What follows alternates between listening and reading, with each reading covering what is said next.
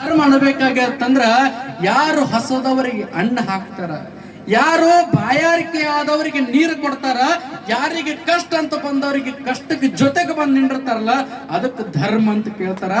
ಅಂತ ಧರ್ಮವನ್ನ ಸ್ಥಾಪನೆ ಮಾಡಿರ್ತಕ್ಕಂಥವನು ಇದ ಭಗವಂತ ಬೀರಲಿಂಗೇಶ್ವರ. ಎಲ್ಲ ದೈತರನ್ನ ಸಂಹಾರ ಮಾಡದ, ಆದ್ರ ಅವನಿಗೆ ಒಂದು ಅನಸ್ತದ, ಎಲ್ಲ ದೈತರ ಸಂಹಾರ ಮಾಡಿ ಭೂಮಿಯ ಮೇಲೆ ಧರ್ಮ ಸ್ಥಾಪನೆಯನ್ನ ಮಾಡಿದ್ದೀನಿ, ನನಗ ಸೇವಾ ಮಾಡಕ ಒಬ್ಬ ಶಿಷ್ಯ ಬೇಕಲ್ಲ ಅಂತ ತಿಳ್ಕೊಂಡ.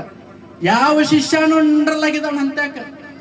ಮುಂಜಾನೆ ಬಂದ ಶಿಷ್ಯ ಸಂಜಿಕ್ ಹೋಗ್ತಿದ್ದ, ಸಂಜಿಕ್ ಬಂದ ಶಿಷ್ಯ ಮುಂಜಾನೆ ಹೋಗ್ತಿದ್ದ.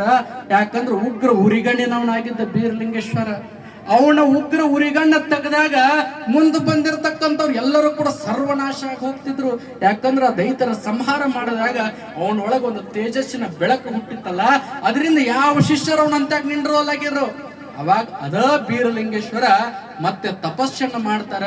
ಹಲವಾರು ವರ್ಷಗಳ ಕಾಲ ತಪಸ್ಸನ್ನ ಮಾಡಿ ಸಾಯಿಲಾರಂತ ಶಿಷ್ಯ ಮಗ, ಅದು ಮಾಯಿಕೋರ ಮಾಳಿಂಗರಾಯಣ ಅಂತ ಭಗವಂತನನ್ನ ಶಿಷ್ಯನನ್ನಾಗಿ ಇದ ಬೀರಲಿಂಗೇಶ್ವರ ಪಡ್ಕೋತಾನ.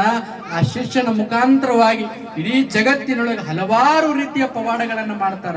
ನೀವೆಲ್ಲರೂ ಕಾಣುವಂತ ಈ ಕಂಬಳಿ, ಭಂಡಾರ, ಈ ಡೊಳ್ಳು ಐತಲ್ಲ, ಇದರ ಪಾವಿತ್ರ್ಯತೆ ಬಹಳ ದೊಡ್ಡದಾಗಿರ್ತಕ್ಕಂಥ. ಬೀರದೇವರ ಶಿಷ್ಯ ಮಾಳಿಂಗರಾಯನಿಗೆ ಒಂದು ಕಂಟಕ ಬಂದಿರ್ತದ, ಸಂಕಟ ಬಂದಿರ್ತದ. ಇದ ಕ್ವಾಣೂರ ಕರೇಶಿದ್ದೇಶ್ವರನ ಹಬ್ಬದ ಕಾರ್ಯಕ್ಕೆ ಹೊಂಟಿರ್ತಾನಂತ.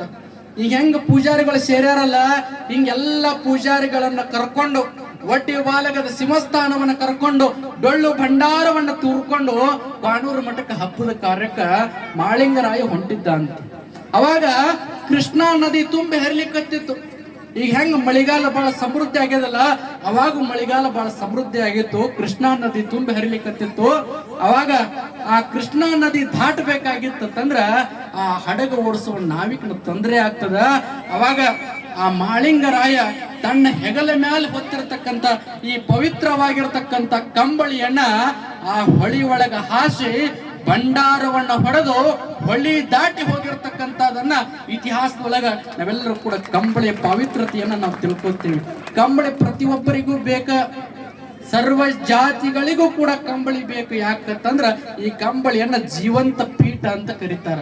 ನೀವು ಏನೋ ಮಾಡೋದು ಬೇಕಾಗಿಲ್ಲ, ಒಂದು ಕಂಬಳಿ ಹಾಸಿ ಅದರ ಮ್ಯಾಗ ಒಂದಿಷ್ಟು ಭಂಡಾರ ಹೊಡೆದ್ರಿ ಅಂದ್ರ ಅಲ್ಲಿ ಪರಮಾತ್ಮನ ಗದ್ದಿಗೆ ನಿರ್ಮಾಣ ಆಗ್ತದ ಅಂತದನ್ನ ಕೇವಲ ಹಾಲು ಮತದವ್ರು ಹೇಳುವಂತದಲ್ಲ, ಜಗತ್ತಿನೊಳಗಿರ್ತಕ್ಕಂಥ ಎಲ್ಲ ಮಹಾತ್ಮರು ಕೂಡ ಹೇಳ್ತಾರ. ಅಂತ ಒಂದು ಕಂಬಳಿಯನ್ನ ಪ್ರತಿಯೊಬ್ಬರ ಮನೆ ಒಳಗೆ ಇಟ್ಟುಕೋರಿ. ಆ ಕಂಬಳಿ ಇಟ್ಟುಕೊಂಡಿರ್ತಕ್ಕಂಥ ಮಣಿ